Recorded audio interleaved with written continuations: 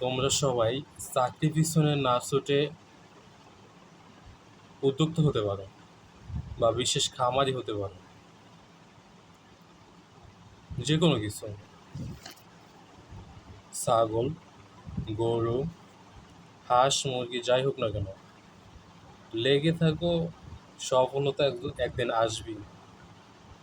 দেখো, একটা ছাগল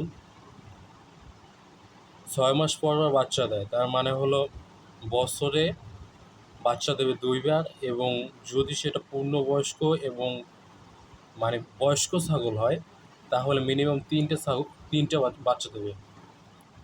6 মাসে 3টে বাচ্চা দেবে একবারে, তাহলে 2বার বাচ্চা দিলে হবে 6টা বাচ্চা। 6টা বাচ্চা যদি পূর্ণবয়স্ক করে বেচতে পারো তাহলে কত লাভ! একটা ছাগল থেকে বছরে 6টা ছাগল এবং মা ছাগল একটা, মোটমাট 60টা, বছরে 60টা বানানো সম্ভব।